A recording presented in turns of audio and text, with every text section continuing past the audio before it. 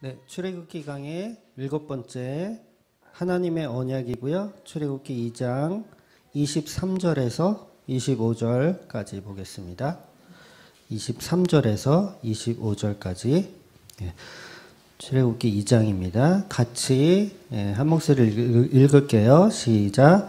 여러 해 후에 애굽 왕은 죽었고 이스라엘 자손은 고된 노동으로 말미암아 탄식하여 부르짖으니 그 고된 노동으로 말미암아 부르짖는 소리가 하나님께 상달된지라.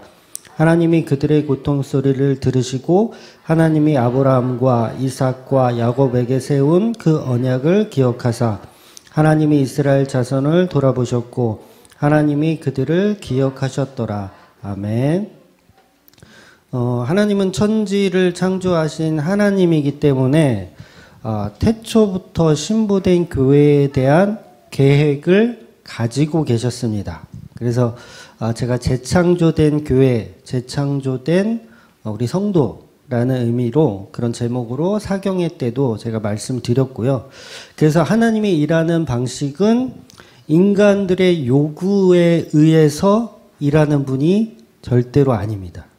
그래서 마치 우리가 지금 이 출애굽기를 보고 있으면 모세가 주인공으로 우리가 착각을 해요. 그래서 모세가 주인공이고 이 모세가 이스라엘 백성들을 멋지게 이렇게 탈출시키는 내용으로 우리가 접근하면 성경을 틀리게 보는 겁니다. 그렇게 보면 안 되고 모세를 통한 하나님의 계획이 어떠한가를 발견하고 그 계획이 태초부터 있었던 계획이라는 것을 알고 봐야 되죠. 그래서 출애굽기 전체의 내용은 오늘 본문에서 말하고 계신 하나님의 언약을 따라서 하나님의 독특한 방식으로 예수를 표현하는 그 역사, 그 사건들의 모음이 바로 이 출애굽기라는 거죠. 그래서 아주 출애굽기는 흥미진진하고 정말 스펙타클한 누구의 이야기? 예수의 이야기. 예수의 이야기가 이렇게 전개되는 거예요. 그래서 오늘 본문도 잘못 오해하면 이스라엘 백성들이 고된 노동으로 탄식을 해서 그 백성의 울부짖는 소리를 듣고 너무 불쌍해서 하나님께서 계획이 없었었는데 얘네들이 너무 불쌍하다. 탄식 소리가 들리고 막 그래서 급조하여 하나님의 어떤 언약을 실행하시는 것이 아니라 이미 계획되어져 있었던 하나님의 언약을 실행하시는 단계인 거예요.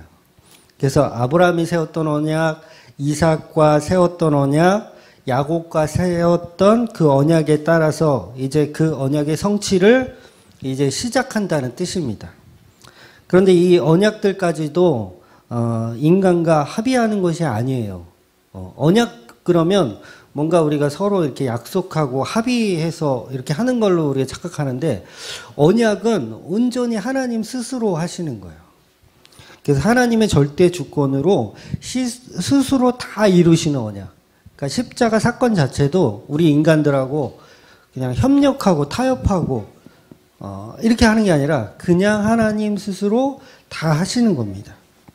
그래서 우리가 창세기 때도 봤지만 아브라함의 언약 때 그 쪼갠 고기 사이로 횃불이 그냥 홀로 걸어가요. 예수 그리스도가 홀로 걸어가시는 거예요. 그래서 하나님 혼자 하시는 언약이에요.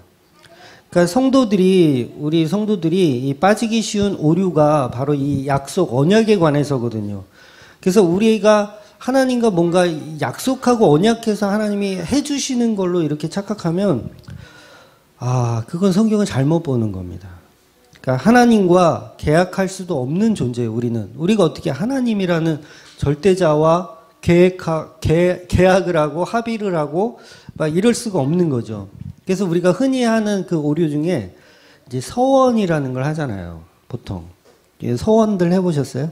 저도 해본 적이 있는데 서원. 하나님 내게 이거 해주시면 하나님께 이거는 내가 반드시 하겠습니다. 뭐 이런 서원.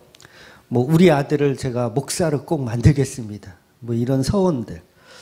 그러니까 이게 뭐예요? 전부 하나님과의 계약을 했다고 스스로 착각하는 거예요. 근데 아닌 거죠. 하나님 입장에서는 아닌 거예요. 그래서 이 서원 때문에 이제 가끔 보면 이제 마음을 졸이고 하나님한테 내가 서원했는데 이거 안 지키면 나 벌 받는 거 아닌가 막 이렇게 생각하는 분들 계신데 아닙니다. 계약 성립 안 됐어요. 혼자 착각하고 있는 거예요. 하나님은 그런 계약서 갖고 계시지도 않습니다. 그래서 우리 인간은 이렇게 큰 오류에 빠져요. 뭔가 하나님과 계약이 되었다고 착각을 하는 거죠. 그래서 우리가 흔히 우리가 쓰는 속담 중에 지성이면 감천이라는 속담이 있어요. 그리고 하늘은 스스로 돕는 자가 하늘은 스스로 돕는 자를 아니야 뭐야 스스로 돕는 자를 돕는다 뭐 이런 식으로. 어머니 가셨어요? 어머니가 이 얘기를 들어야 되는데. 그러니까 이 지성이면 감천이라는 이 속담이 교회 안에 들어와서 마치 이 교회 안에 있는 성도들도 하나님을 위해서 뭔가를 자꾸 해야 하나님도 도와주신다라고 생각을 하는 게 우리 이 한국에 저 깔려 있는 기본적인 사상이에요. 근데 성경은 그런 얘기를 하지 않거든요. 근데 우리의 마음은 뭔가 우리도 뭔가를 해야 하나님이 그래 얘 열심히 하네 내가 도와줘야겠다 막 이런 거 지성이면 감천 뭐 이런 거. 근데 성경은 그렇게 말하고 있지가 않다는 거죠. 전부 우리의 착각입니다. 그러니까 우리의 힘과 노력을 오히려 하나님은 막으세요. 오히려 기각시켜 버리세요. 야 어디서 너 뭘 하려고 그래? 야 하지 마. 이렇게 해버리는 게 하나님의 스타일이지, 요 좀 하려고 그러네? 내가 좀 도와줘야겠네? 막 이렇게 하시지 않는다는 거죠. 그래서 그것은 하나님의 절대성, 하나님의 절대 주권을 자꾸 떨어뜨리고 인간의 가능성을 올리고 싶은 그 욕망인 거예요. 그러니까 하늘은 스스로 돕는 자를 돕는다는 그 말은 하나님의 절대 주권을 자꾸 끌어내리고 인간의 가능성을 높이고 싶은 인간의 욕망이라는 거죠. 그래서 그게 전부 선악과를 입에 몰고 사는 우리들의 모습인 거예요. 그래서 하나님은 진짜로 누군가를 세우실 때 하나님이 그냥 다 하시는 거예요. 어떤 뭘 보지도 않아요. 면접을 보지도 않고 뭘 테스트 하지도 않으세요. 그냥 내가 쟤 써야 되겠다. 그러면 들여다 그냥 쓰시는 거예요. 알고 보니 완전 개그지네? 그래도 쓰시는 거예요. 이미 알고 계셨어요, 사실은. 처음부터. 그럼에도 불구하고 쓰시는 거죠. 그래서 인간이 만들어 놓은 신관하고 성경이 말하는 신관은 완전히 다릅니다. 이 차이가 바로 종교와 기독교의 차이인 거예요. 종교와 기독교의 차이. 이런 사고와 생각이 오랜 세월 동안 기독교를 사실은 망쳐놓고 있는 거죠. 바로 이게 인본주의와 반기독교적인 그런 사고를 얘기하는 겁니다. 지성이면 감천, 이것은 인본주의적인 생각이고 교회를 망치는 지름길로 가는 거예요. 성경이 말하는 하나님은 하나님의 절대 주권을 성취하시는 분. 그러니까 하나님 절대로 우리와 구원을 상의하지도 않으세요. 상의해서 야 구원 받을래? 구원 받을래? 어떻게 할래? 어떻게 할 거야? 도대체 구원 받을 거야 말 거야? 이 상의를 안 하세요. 그냥 삼위의 하나님께서 이미 태초전에 서로 세 분의 하나님이 합의해서 자, 제 오집사는 그냥 구원하기로 우리 결정하자. 그럼 결정은 끝난 거예요, 그러면. 물어보지 않아요. 다 마찬가지입니다, 여러분이. 그래서 이것을 교리적으로 불가항력적 은혜라고 하는 거예요. 그러니까 한번 하나님이 구원을 결정하면 그 사람이 아무리 거부하고 난 싫어요, 난 천국이 싫어요, 나는 예수가 싫어요, 막 이렇게 지랄을 해도 하나님은 어떻게 해서든지 구원을 시키는 거. 그게 불가항력적 은혜. 그 은혜를 거부할 수 없다. 거부할 수가 없다. 하나님의 은혜가 개입되면 인간의 힘으로는 그것을 거부할 수 없다. 그게 불가항력적 은혜예요. 근데 그 은혜는 하나님의 언약을 따라서만 진행한다는 거죠. 그러니까 자살을 하려는 사람이 물에 빠져서 나는 죽을 거야 이제 건드리지 마. 막 그래도 하나님은 어떻게 해서든지 그를 끌어내신다는 거죠. 살려내신다는 거죠. 그리고 왜 나 살려냈냐고. 나 죽을 건데 왜 살려내냐고. 막 그렇게 따지면 두들겨 패서라도 정신을 차리게 하시는 거예요. 결국 어떻게 해서든지 하나님의 방식대로 끌고 가시는 것, 이게 불가항력적 은혜인 거예요. 그래서 왜 성경에 보면 7번씩 70번이라도 용서를 해라. 예수님 그런 말을 하시잖아요.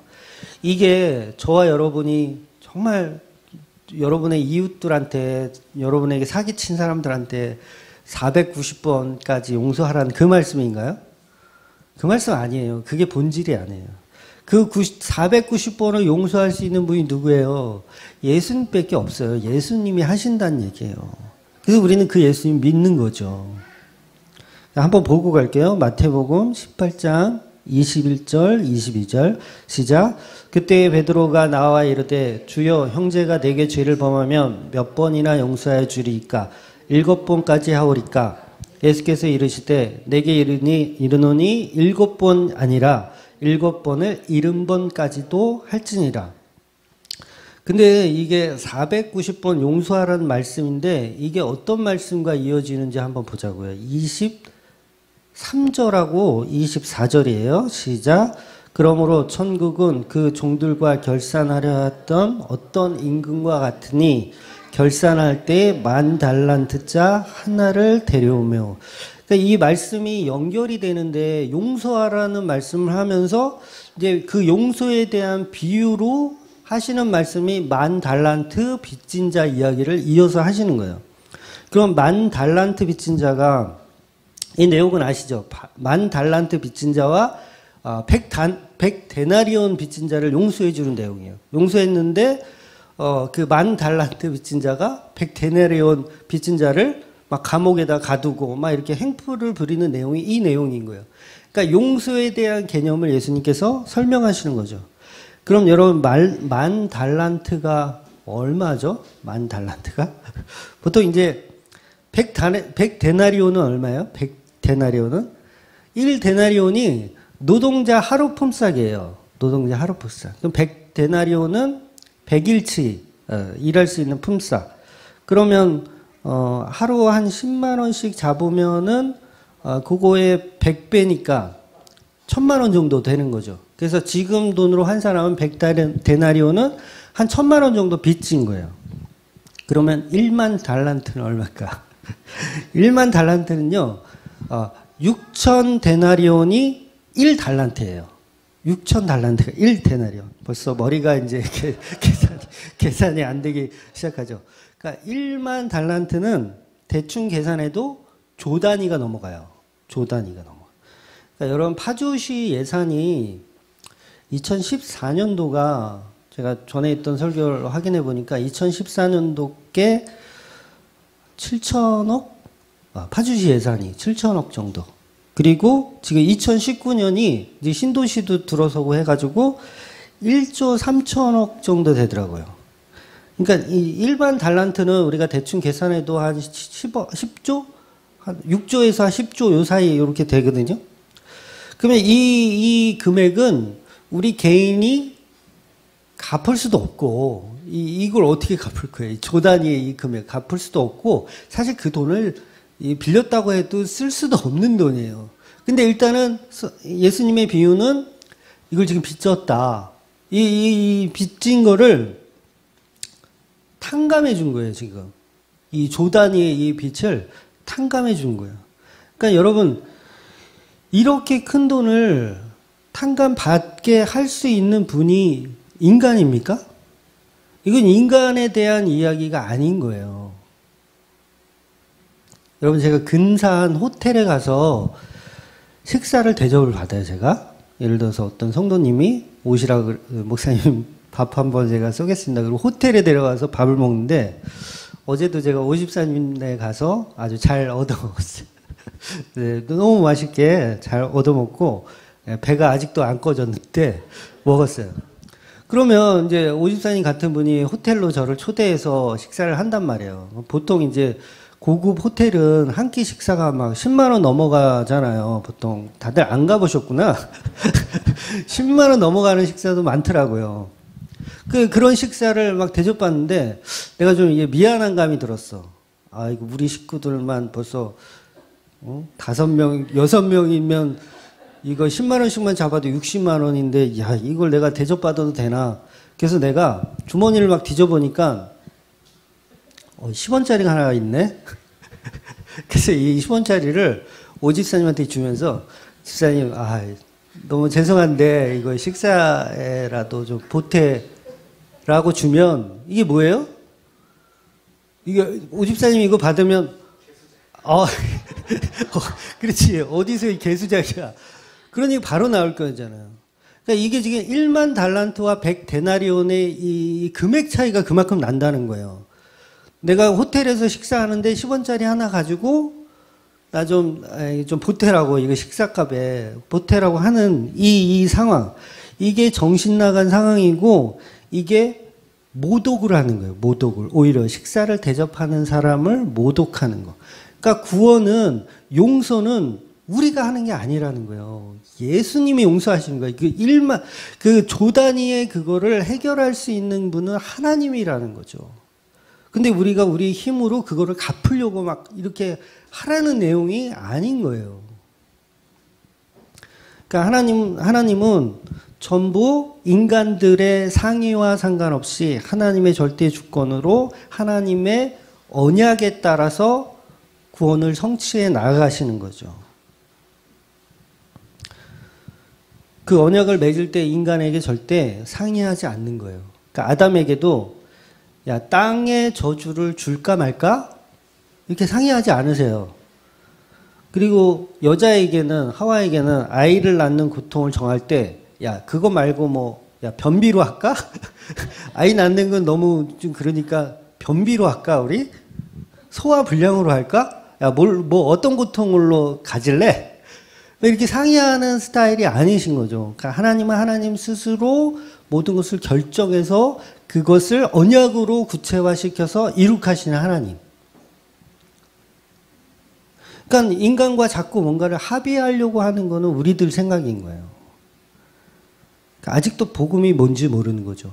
그러니까 하나님 앞에 기도를 하면서 여전히 우리는 하나님과 합의점을 찾으려고 그래요. 하나님 저한테 10억만 주시면 제가 교회에 딱 지어서 복음 사역에 아주 그냥 매진하겠습니다. 이게 뭐예요? 자기는 자꾸 하나님과 뭔가를 합의하고 계약을 쓰려고 해. 근데 하나님의 계획은 그게 아니라는 거죠. 제가 이제 죽을 뻔한 적이 있을 때 그 공황장애로 인해서 공황장애 일종의 그 병인데 잘 모르시는 분들은 야, 그게 뭐 죽는 거야. 어차피 다 허상인데 그거 못 견뎌? 라고 하는데 공황장애를 통해서 죽음을 경험한 사람은 실제로 죽는 거랑 똑같아요. 진짜 그 죽음을 경험하는 거예요. 그러면 그때 제가 어떤 생각이 들었냐면 그때 큰아들이 이제 아직 어릴 때거든요. 큰아들이 한 3살, 4살 요것밖에 안 됐을 때인데 제가 지금 죽어서 천국 가는 거는 너무 행복합니다. 하나님. 너무 행복하지만 이 어린 아들을 세상에 놔두고 가기가 제가 너무 이게 좀 버겁습니다. 그게 버겁습니다. 그래서 하나님 제가 혹시 저를 살려주시면 제가 평생을 하나님을 위해서 살겠습니다. 라는 딜을 한 거예요, 제가. 실제로 했어요, 딜을. 그러니까 전부 뭐예요? 하나님과 뭔가 자꾸 계약을 하고 싶어 해요. 막 자꾸 기브 앤 테이크를 하고 싶은 거죠. 하나님을 두고. 하나님 나한테 요만큼 해주시면 저도 요만큼 하겠습니다. 라는 식으로 가는 거죠. 그러니까 이게 전부 인본주의적인 발상이에요. 그러니까 여러분도 아마 이 중에서 이제 그런 기도를 요새 계속 하고 계신 분이 혹시 있을지 모르겠어요. 그런 거 다 내려놓으셔야 돼요. 내려놓으시고 뭔가 딜을 하는 게 아니라 그냥 하나님 앞에 은혜로서 감사함으로 뭔가를 진행하는 게 맞지 자꾸 딜을 하려고 그러면 그건 하나님의 마음을 못 읽어내는 거예요. 하나님은 전부 하나님 스스로의 언약을 따라서 일을 하십니다. 그래서 우리가 예수를 믿어주는 게 아니에요. 예수를 믿어주는 거예요. 내가 예수 믿어줄 테니까 하나님 저한테 요번에 벤츠 하나 사주시고요. 요번에 좀 푸르지오 푸르지오 입주를 할 수 있게 좀 해주십시오. 이런 게 안 된다는 거죠. 그러니까 믿어주는 게 아니라 예수를 우리가 믿을 수밖에 없는 거예요. 그러니까 한마디로 우리는 예수에 미치게 하나님이 하시는 겁니다. 그냥 미치게 하시는 거예요. 우리가 얼마나 이성적인 사람입니까? 저도 굉장히 이성적인 사람이에요. 근데 이 세상을 하나님이 다 창조하셨다? 이게 어떻게 믿겨져요? 이성적인 이 두뇌를 가지고. 야, 그런 게 어딨어. 뭔가 외계인이 와서 이렇게 만들어 놓고 갔겠지. 하나님이 어딨어. 어떻게 예수라는 그 사람이 물 위를 이렇게 걸어 빠지지 않고 뭐 아크릴판으로 이렇게 싹 해가지고 이렇게 배처럼 만들어서 걸었겠지. 어떻게 물고기 2마리로 물고기 2마리 맞나? 오병 떡 5개와 물고기 2마리로 어떻게 5,000명을 먹여. 누가 도시락 하나 이렇게 꺼내니까 그거 보고서 나도 숨겨둔 거 꺼내야지 하면서 꺼내서 서로 다 꺼내서 먹었다는 얘기겠지. 다 개구라겠지. 근데 그게 믿겨진단 말이에요, 우리가. 그게 믿겨져. 이성적인 두뇌를 가진 이 머리에서 그게 믿겨져요. 이게 100% 은혜라는 거예요, 여러분. 은혜예요. 우리는 이성적으로 믿을 수 있는 존재가 아닙니다. 인간은 하나님의 표적과 기사, 역사를 믿을 수 있는 존재 자체가 안 돼요. 그러니까 이 세상 사람들은 정상적인 사람들이에요. 하나님 안 믿어? 정상적인 거예요. 그게 선악과 먹은 정상적인 사람들의 태도예요. 그런데 저와 여러분이 그 사실이 믿겨지잖아요. 그 비정상적인 거예요. 비정상적인 거. 그러니까 하나님의 은혜가 개입되어서 나는 죽을 거야, 나는 이 세상에서 죽을 거야 라고 하는데 하나님의 억지로 불가항력적 은혜로 끌어내어져 있는 그 상태의 사람인 거예요. 그러니까 예수에 미친 거죠.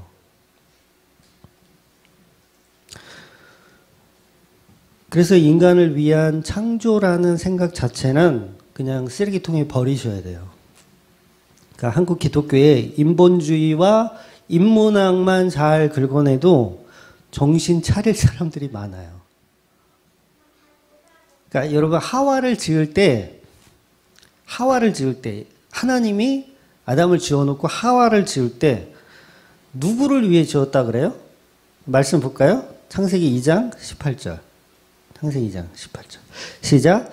여호와 하나님이 이르시되 사람이 혼자 사는 것이 좋지 아니하니 내가 그를 위하여 돕는 배필을 지으리라 하시니라. 그러니까 하와는 아담을 위해서 지었다고 분명히 말씀하잖아요. 그죠? 그를 위해서, 아담을 위해서 하와를 지었어요.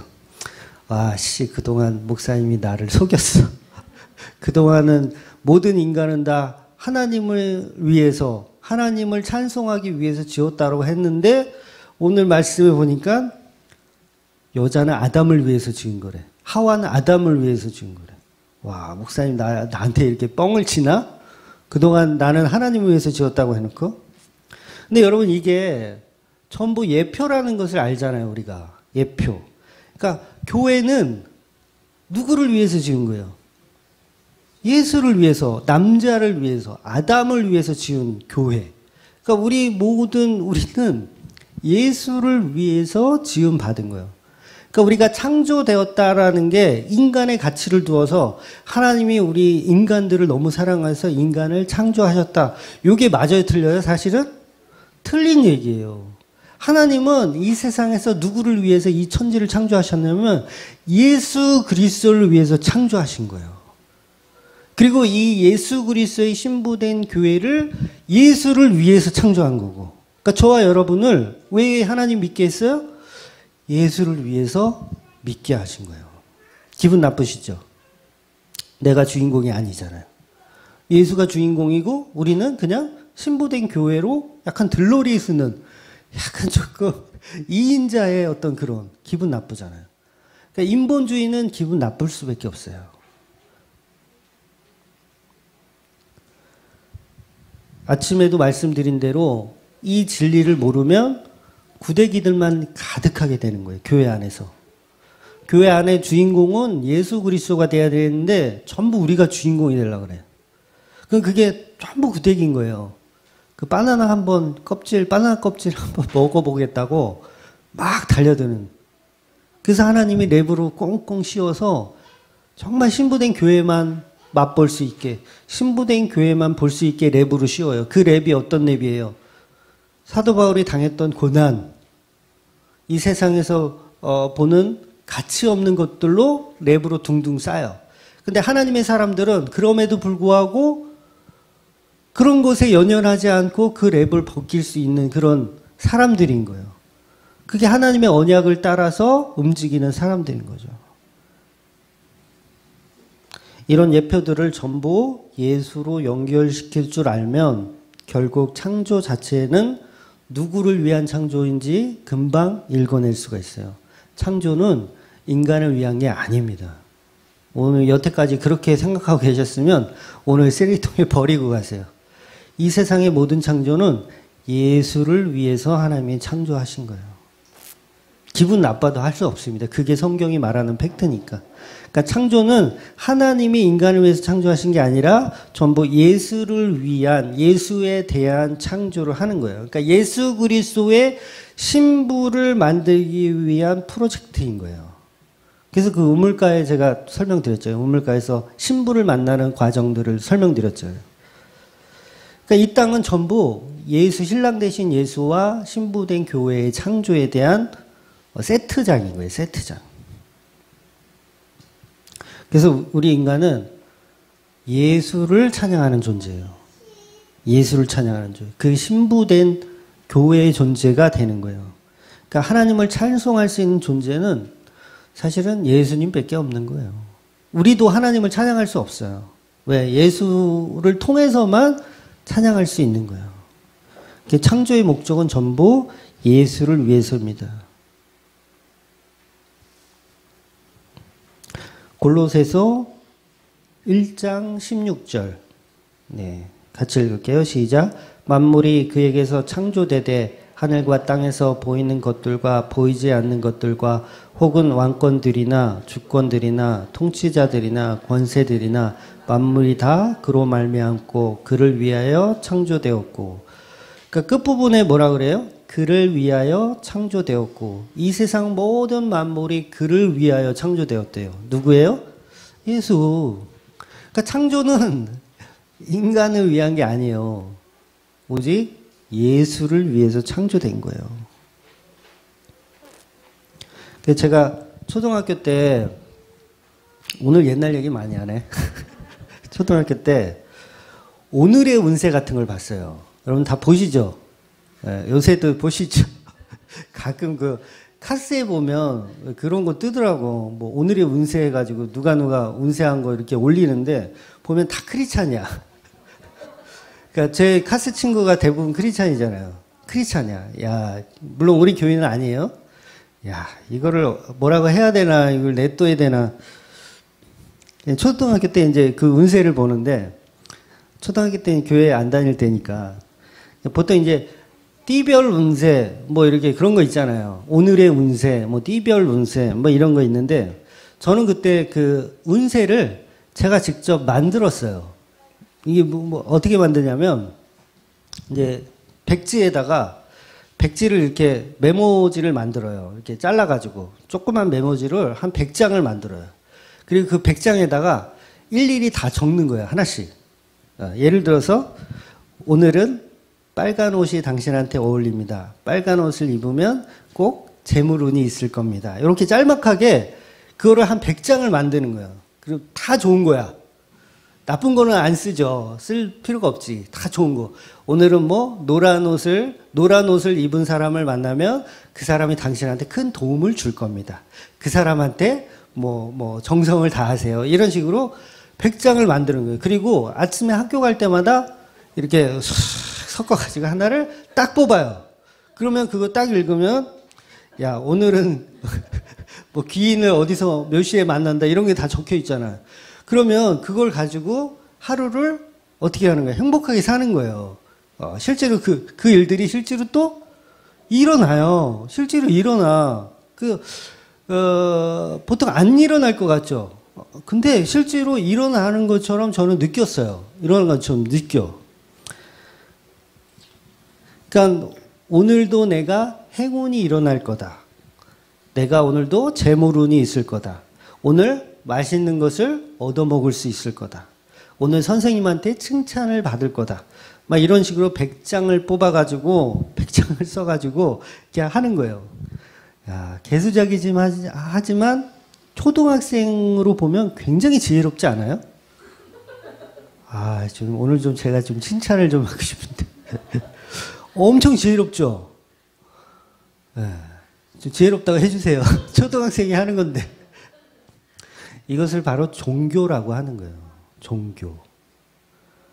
그래서 모든 종교는 다 이 인본주의의 바탕을 가지고 내가 무언가를 만들어내가는 방식이에요.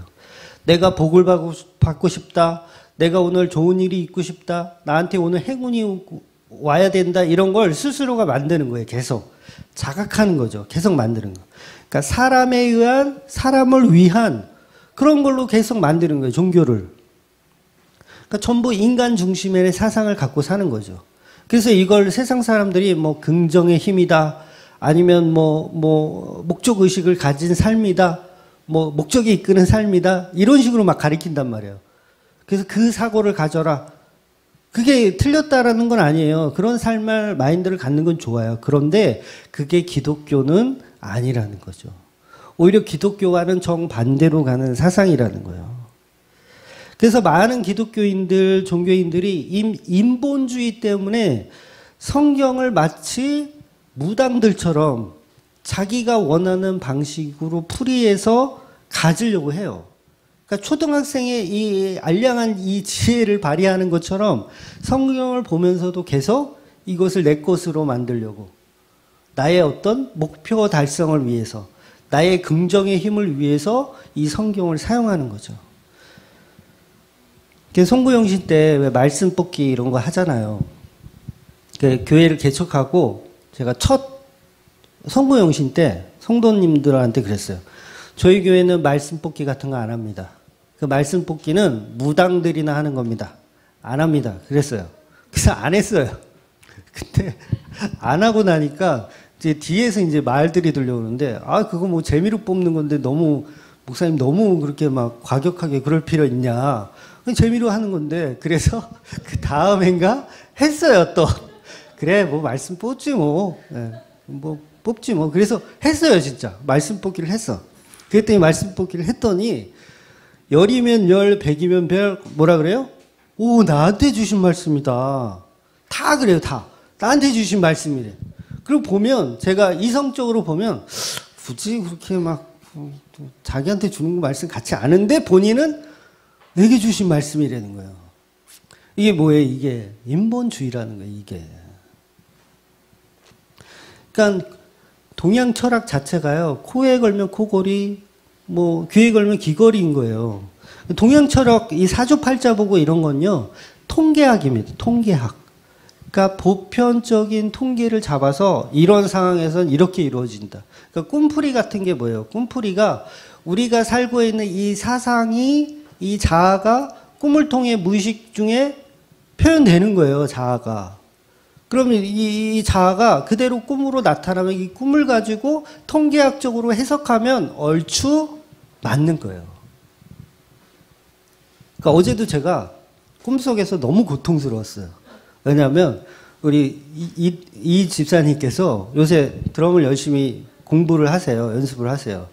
그런데 그 얘기를 제가 들으니까 이게 저한테 이게 각인이 되잖아요. 그러니까 이게 너무 기쁘니까 이게 저는 기쁘거든요. 누가 이렇게 한다 그러면 기쁘니까 이게 각인이 되어가지고 꿈에 드럼을 치는 꿈을 제가 꾼 거예요. 드럼을 치는 꿈을 꾼 거야. 이게 뭐예요? 이게 무슨 얘기를 하는 거예요? 내가 생각했던 자아들이 꿈속에서 무의식적으로 나타나는 거예요. 그럼 이걸 가지고 꿈에 행동하면 얼추 맞는 거죠. 요즘 누가 당신 근처에 드럼으로 당신을 견제하는 사람이 생겨났을 거다. 이렇게 꿈 해몽을 하면 맞아요. 우리 이 집사가 요새 드럼을 연습해가지고 내 자리를 넘보고 있어. 꿈 해몽이 그대로 되는 거잖아요. 그러니까 이거는 다 통계학인데 성경을 가지고도 우리가 그런 통계학 접근으로 사주팔자 보듯이 성경을 우리가 묵상하고 본다는 거죠. 이건 전부 성경을 사사로이 푸는 거고 성경을 왜곡시키는 겁니다. 그래서 교회는 전부 그런 인본주의가 아닌 오직 하나님의 신본주의 방식으로 가르치고 신본주의 방식으로 가리키고 하는 곳이 되어야 하는 거예요. 그래서 우리는 성경을 통해서 예수 그리스도만 발견을 하셔야 돼요. 그게 진짜 성도입니다. 예수가 언약이고 예수가 복입니다. 성도에게 다른 복이 있어요? 다른 복이 없어요. 예수만이 복입니다. 에덴 동산에서 아담에게 가장 큰 복이 뭐였어요? 하와였어요.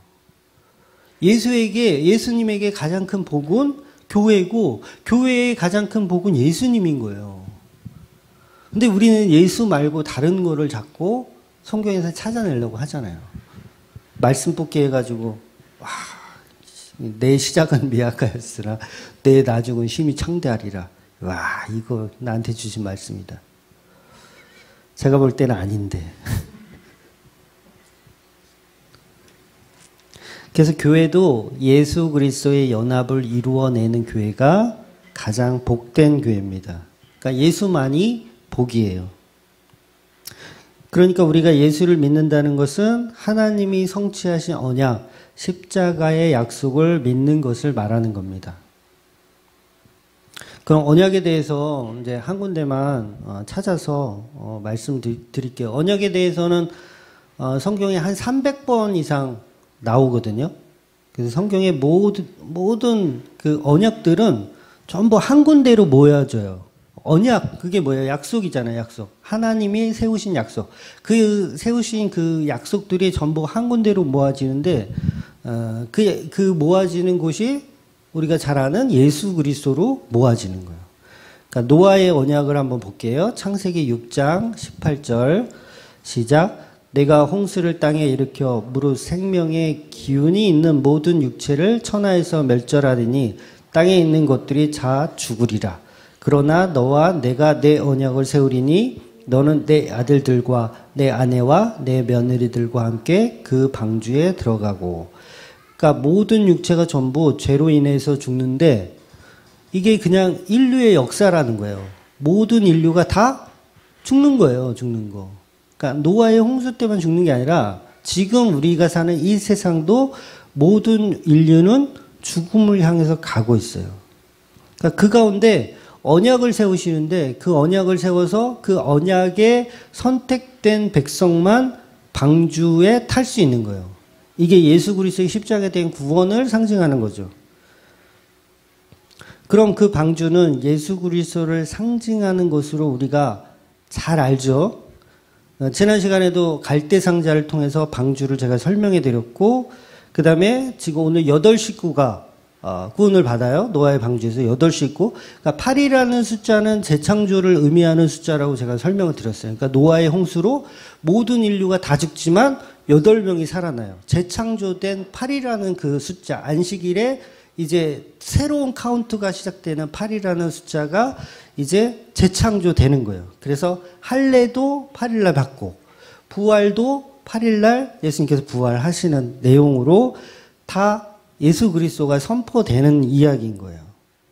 그러니까 간수장이가 사도행전에서 간수장이가 바울과 실라가 감옥에서 도망간 것으로 착각을 해요.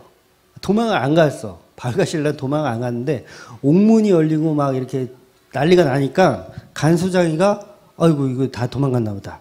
착각을 해서 칼을 빼들고 자결을 하려고 합니다. 그때 바울이 그 모습을 보고 소리를 지르죠. 야, 무슨 짓이야. 야, 왜 그래, 왜 그래. 야, 우리 여기 가만히 있는데 왜 그래. 그러니까 간수쟁이가 그 소리를 듣고 깜짝 놀라가지고 이제 예수를 믿게 되는 상황이 나타나잖아요. 근데 이들이 간수쟁이가 분명히 자기는 지금 목숨을 버릴 정도로 그게 긴박한 상황인 거예요. 이 간수쟁이들이 도망가면 이제 자기는 인생 끝난 거야. 그러니까 이 간수쟁이는 분명히 가족도 있어요. 가족도 다 있어. 처자식도 다 있었을 거예요. 그럼에도 불구하고 그 가치를 전부 버리고 자살을 하려고 그래요. 간수들이 도망갔는데. 근데 보세요. 바울과 실라가 안 도망갔잖아요. 안 도망갔어. 근데 이 바울과 실라를 데리고 어딜 가는 줄 아세요? 자기 집을 데리고 가요. 이게 이 상황이 이해가 되세요? 간수가 도망가면 내가 목숨을 버릴 정도로 아주 안 좋은 상황인데 자기 스스로가 아예 바울과 실라를 빼돌려. 그럼 이건 무슨 얘기예요? 자기 생명을 버리면서까지도 더 가치 있는 일을 발견한 거예요. 간수쟁이는. 그러니까 지금 방금 조금만 전까지만 해도 이 제수도 도망간 것 때문에 목숨을 버리려고 했는데 지금은 아예 자기가 이 사람들을 바울과 실라를 데리고 집에 데려가서 식사를 대접하고 말씀을 들을 정도로 그 가치는 생명 이상의 가치를 가진 거예요. 그러니까 구원의 방주는 여러분 그런 개념인 겁니다. 그러니까 단순히 그냥 나 목숨을 건졌다 이런 차원의 수준이 아닌 거예요. 더 강력한 메시지가 방주 안에 숨어 있는 거죠. 말씀 보고 갈게요. 사도행전 16장 29절 30절 시작. 간수가 등불을 달라고 하며 뛰어들어가 무서워 떨며 바울과 실라 앞에 엎드리고 그들을 데리고 나아 이르되 선생들이여 내가 어떻게 하여야 구원을 받으리까 하거늘. 그러니까 생명보다 더한 가치를 얻은 방법이 무엇이냐는 질문이에요. 이 질문은. 그러니까 단순히 저 좀 살려주세요라는 차원이 아니라 생명보다 더한 가치를 얻을 수 있는 방법이 무엇입니까? 라고 간수장이는 질문을 하는 거예요. 그러니까 살려달라 요 정도 수준이 아니에요. 그러니까 방금 자살하려는 이 사람이 목숨이 이게 구걸하는 이런 태도가 아닌 거예요. 그러니까 하나님 도대체 나 같은 죄인을 왜 살려주셨나? 그거에 대한 궁금증이 여러분 안에 있어야 돼요. 나는 정말 세상에 살면서 자살해야 할 정도로 아무런 힘도 없고 무기력하게 사는 존재인데 하나님 나를 왜 살려주셨습니까? 난 그게 너무 궁금합니다. 아예 우리 집에 가시죠. 아예 우리 집에 가서 제가 식사 대접할 테니까 그 말씀 좀 들려주십시오. 이게 교회의 모습이 되어야 하는 거예요. 근데 우리가 간수쟁이면 어땠을까요? 와, 안 도망갔네? 다행이다. 다시는 도망가지 마? 나 죽을 뻔했네? 요 수준이란 말이에요. 근데 그 생명보다 더한 가치를 알았으면 데리고 집으로 모시고 도대체 나를 왜 살려주셨냐? 그거에 대해서 궁금해하는 게 진짜 성도인 거죠. 그러니까 저를 왜 살려주셨냐고 도대체 그 복음이 무엇이냐고 절규를 할 때 그 답을 바울이 이렇게 얘기합니다. 사도행전 16장 31절 31절부터 34절 네, 시작. 이르되 주 예수를 믿으라. 그리하면 너와 내 집에 구원을 받으리라 하고 주의 말씀을 그 사람과 그 집에 있는 모든 사람에게 전하더라. 그 밤 그 시각에 간수가 그들을 데려다가 그 맞은 자리를 씻어주고 자기와 그 온 가족이 다 세례를 받은 후 그들을 데리고 자기 집에 올라가 음식을 차려주고 그와 그 온 집안이 하나님을 믿음으로 크게 기뻐하니라. 여러분 이 사도행전 이 말씀이 얼마나 인본주의를 기각시키는 사건인 줄 여러분이 아셔야 돼요. 아예 자기 집으로 가서 사도가 바울을 초대해서 세례까지 받고 먹을 것을 이렇게 대접한다는 이런 것은 죽음을 뛰어넘는 신앙인 거예요. 이 간수쟁이는요, 발각되면 어떻게 돼요? 사형이에요, 사형. 죽는 거예요. 그럼에도 불구하고 이 일을 행한다고요, 간수쟁이는. 마치 사망 권세를 이기고 나타나신 예수를 통한 천국 잔치의 힘이 얼마나 대단한지를 설명하고 있는 거예요.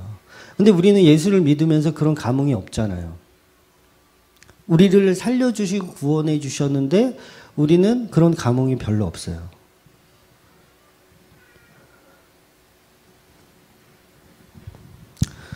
바로 예수를 믿는다는 것은 이 사망 권세를 이기는 겁니다. 간수쟁이는 그 사망 권세를 이긴 거예요. 나한테 죽음도 두렵지 않아. 나는 이 복음 듣는 게 더 중요해. 바로 이 상태가 되어야 되는 거예요. 진짜 교회는.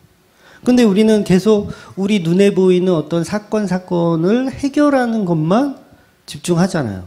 와, 나 죽을 뻔했는데, 큰일 날 뻔했네. 안 도망갔네. 다행이네. 어휴, 큰일 날 뻔했다. 요 정도 수준인 거예요.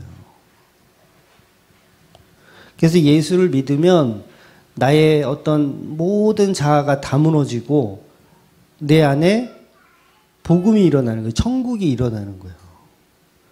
그게 바로 하나님의 언약의 성취입니다. 하나님의 언약의 성취가 그 간수장의 안으로 들어간 거예요. 언약의 성취가. 죽어야 하는 자, 죽어야 했어야 하는 자가 하나님의 은혜로 다시 살아나는 하나님의 불가항력적 은혜인 거예요. 바울이 소리를 질러요. 불가항력적 은혜가 바울을 통해서 간수장에게 나타난 거예요. 너는 죽어야 하고 너는 지금 죽어야 하잖아. 그런데 내가 살려줄게. 그러니까 살아나니까 이제 죽음도 두렵지 않아. 이들을 데리고 내 집에 가서 내 가족들에게 복음을 전하는 그런 모습으로 가는 겁니다. 그래서 인본주의는 예수를 만나는 순간 다 무너져야 돼요. 여러분. 다 무너져야 돼요. 하나님이 이 땅을 창조하신 이유는 우리가 신부, 예수 그리스도의 신부로 창조하신 거예요. 목적이 분명하셔야 됩니다. 여러분이 정말 하나님이 사랑하는 하나님의 아들이라고요? 여러분 아들 아니에요. 며느리. 네, 비유를 잘 이해하시기 바랍니다. 자기 하나님의 아들이래요. 물론 틀린 말은 아니에요. 하나님의 아들 맞아요. 양자들의 아들 맞지만 하나님의 아들이래. 근데 그런 접근보다는 나는 며느리다. 그러니까 주인공은 내 남편 예수 그리스도다. 하나님은 나를 기뻐하시는 게 아니라 내 남편 예수를 기뻐하신다. 이 마인드로 여러분 신앙생활 하셔야 돼요. 그러면 내 가치를 드러낼 수가 없어요. 저희 집사람도 이제 부모님하고 같이 살아요. 어머니와 아버지하고 같이 사는데 자기의 가치를 드러내지 못해요. 그렇잖아요. 그러니까 부모 앞에서 자기를 막 자랑해. 며느리인데. 그러면 어때요? 어떤 부모가 좋아하겠어요? 자기 남편에 대한 자랑을 부모님한테 막 하면 부모님이 좋아하는 것처럼 우리도 하나님을 믿을 때 예수 그리스도를 자꾸 드러내시란 말이에요. 여러분의 삶에서. 예수를 드러냈어요. 하나님한테. 자기를 자랑하지 말고 자기 자랑하면 나중에 미움받아요. 계속 남편을 드러내는 거야. 하나님 앞에서 예수를 드러내는 거야. 나는 좀 이렇게 좀 겸손한 척 해도 돼요. 저는 요리도 잘 못하고요. 전 청소도 잘 못하고요. 이런 건 괜찮아. 근데 내가 뭐 요리도 잘하고 청소도 잘하는데 저 남편은 돈도 못 벌고 어머니 지금 어떻게 살아야 돼요? 이러면 미움받는 거예요. 미움받는 거. 아닌 것 같아도 계속 남편만 부각시키는, 예수만 부각시키는 저와 여러분 되시기를 주의 이름으로 축원드립니다. 기도하겠습니다.